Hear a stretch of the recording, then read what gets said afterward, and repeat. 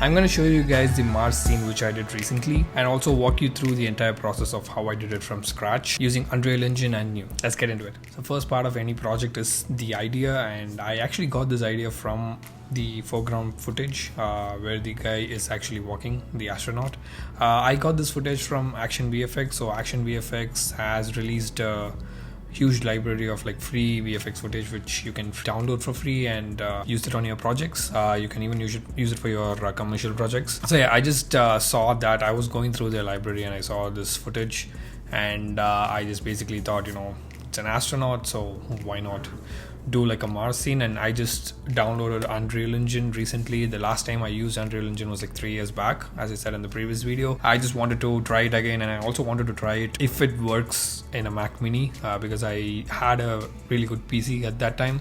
I only have a Mac Mini now, but I just wanted to try if I'm able to do things like that. So that's where the idea popped, and so I wanted to create this Mars environment, and I just went to Google and I saw some reference images, and we have seen like how Mars looks in movies, how they've portrayed it so far. So I only had references, but I didn't have any idea of this is how I'm gonna do it like in a specific way. So I just wanted to go as I get the ideas in my mind. So the first thing in the project, I used Unreal 5.3 on this, and any assets and everything I used in this was downloaded for free from the Unreal marketplace. But yeah, the first step is to create a landscape. So I did go into the landscape mode of Unreal Engine and just created a landscape and started sculpting the landscape to have like ups and downs. And then I downloaded this pack, this kind of a desert pack, Quixel Megascans. So in the Unreal marketplace, it's for free. So I just downloaded that because that looked related to a Mars environment. I took a material which they had in that, and I created like a landscape material. So usually you can use like different 3 or 4, even like how many ever elements you want. You can combine all those things into one single material. Basically assign that to the brush. So when you go into landscape mode, you can paint out different landscapes, like different areas. So let's say like if you're doing a mountain, you can do like a grass texture, and on top you can do like a snow texture with like brushes, and you can adjust the brush size. It's basically like just painting. And I also had to play with the tiling texture and scaling so that we don't get the patterns. Do a small texture. If you just spread it across like a huge area, it's gonna keep repeating, so we need to increase that so that we don't see those patterns. So I had to do that too, and I just did like one piece of landscape and basically duplicated that and sculpted that, adjusted that. For the background kind of hills, I wanted like some really huge mountains on the backdrop, really far ahead. And once the landscape was kind of done, the next thing was to just bring in these kind of rocks. So this desert pack had like different types of shapes of rocks. So just randomly place them just to get an idea, and then just grow it from there. So that's how it usually happens. That's how it always happens for me. I never have like a very clear idea of how I'm gonna do it. I just have like a very basic gist. It just keeps developing as I go. And after I set up like the rocks, that's just like a basic structure of the landscape. I had to go into lighting. So this is not like the complete lighting, but I just had to bring that base look so that I can continue. So I had to bring in the atmospheric light and the directional light, the sky atmosphere, and all those things into this, and basically to bring the kind of Mars look. What I did was like in the volumetric fog, I just increased the height of the fog so that it goes all the way, so it completely covers up the sun, and I adjusted the colors of it. Initially I thought I'll just keep like a really black sky, because there's no atmosphere when it comes to space. It's not gonna be like Earth. Like there's gonna be a little bit of dust and all those things in the air. There's just a bit realistic. So I increased the fog, and I changed the colors of the fog and a little bit adjusted here and there to bring that kind of a Marsy look. It was completely an experiment. I just played around with the lighting and the atmosphere, go back and forth with the landscape, with the lighting. As things develop, I need to change things. So, and I also downloaded this pack called Mission to Minerva, which kind of had these kind of like space buildings and space rovers and things related to space. This was also a free pack from Kitbash 3D on the Unreal Marketplace. I just wanted some kind of buildings and, you know, just like a settlement in Mars, so just 3 or 4 assets from there, just like buildings and towers and a rover. I just kept it based on the camera angle just to give more stuff on the background, because the astronaut is the foreground and, you know, basically everything else is the background. So just to have like more detail, I didn't want it to be like just complete plain terrain. I also used some point lights and rec lights to add some headlights to the rover, and also add some lights inside the buildings and the tower, and the red light on top of the tower, so just to give more vibrancy. So, and you can also go into the Quixel bridge synced library from where you can just import directly into Unreal Engine, and you can access that directly from Unreal Engine. It's called Quixel bridge. From Quixel bridge, I just wanted some stones and rocks, because terrain is not gonna be you know, plain. It's gonna have some rocks and stones and stuff.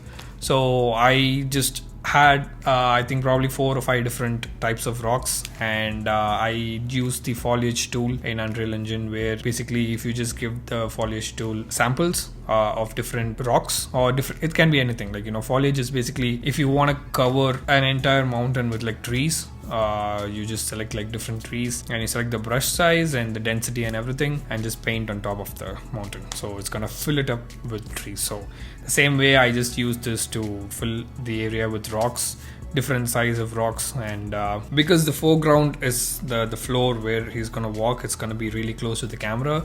I also went inside and adjusted the normal maps just for that part, so that like it has more basically it already has a normal map. I just went and added like another parameter to it and increased the intensity so that it has more of a depth, and it has all those, like, you know, shadows and highlights. It's not technically happening, it's just a visual thing, because normal maps are just 2D, but it just looks like it has all those depth and stuff.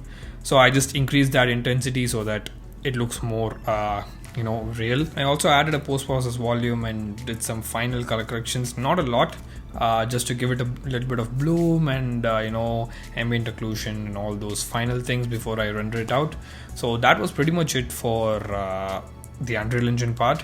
So I went to Nuke, and basically it's just a green screen removal. I extracted the guy from the green screen. One issue I faced in this entire project inside Unreal Engine was my initial plan was I wanted to get the camera move from the footage. So I did a camera track on Nuke, and I exported this as an FPX, and I wanted to import that into Unreal Engine and basically take the same camera move. But unfortunately I don't know, the size of the scene is different in Unreal Engine and Nuke, and I did try to match that, but I wasn't able to do it. I was spending a lot of time trying to fix that.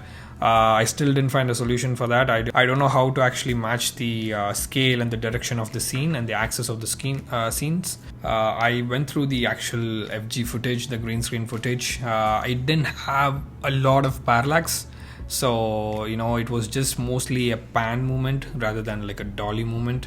So, you know, you don't really have any parallax when it's panning. So I basically reduce the focal length of the camera inside Unreal Engine, so that it gives me like a ultra wide image, and I just took one frame and basically brought that and made a camera track, just projected that on a card, did the same motion. It did work out well. Any of you guys know how to actually sync up the scenes between Nuke and Unreal Engine, please do let me know. And I also tried this new feature called the Unreal Reader node inside Nuke, which like dynamically connects Unreal Engine to Nuke.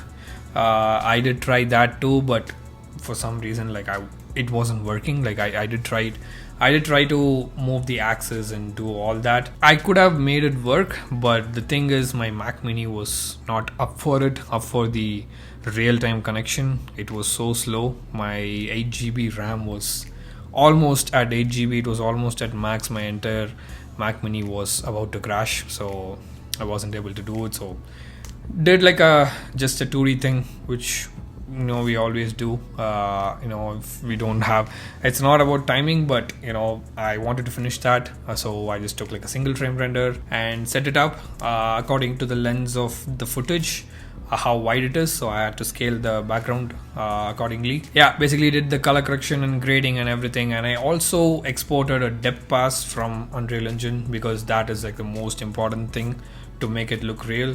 So I exported a depth pass and I brought that in and used that depth pass to give it a 3D depth of field, because I didn't want to do the depth of field inside Unreal Engine because we don't really know. So I'm very comfortable with Nuke compositing. I can also do it in Unreal Engine, but I've never done that, which made it look really good actually. And then I added some final grading and matched the black levels and whites and blacks, and also added kind of a lens flare because the green screen footage actually had lens flare on it, but because we removed the green screen, there was just like 2 spots on him which was actually animating. Either I could have cleaned it up, or I didn't want to do that. I wanted to actually add a lens flare, so I just matched the angle of that lens flare which was on his body, and basically had like a bright spot on the right corner just to give it more cinematic look. And yeah, that's pretty much how I did this. And to be honest, like inside Unreal Engine, I'm pretty comfortable with Nuke. I've been doing Nuke for like almost 7 years now. So I didn't actually do this on my own. I watched probably 7 to 8 different tutorials to do different things. For example, watched a tutorial to how to adjust the normal maps, increase the intensity of it. It mostly has to do with the blueprint thing where you adjust the materials. That's where I don't have much knowledge, but when it comes to lighting and stuff, I'm pretty comfortable in Unreal Engine. But if I don't know anything, it doesn't have to actually show me like what I should do. I just need a clarification on that topic so I can just implement that on my project. So that's how I always do. That's how I have done so far. And yeah, everything was free. I didn't buy any asset or anything. It was from the Unreal Marketplace. I will be doing like more environments like these, which are completely free from the marketplace, so that everyone can do it and you don't have to spend any money on that, and you can also learn. So yeah, that's pretty much it. Thanks for watching, guys. And if you have watched till this point, please do subscribe to the channel, and I'll be doing more content on this and VFX in general. So please do subscribe, and thanks for watching. I'll see you guys in the next video. Till then, it's money.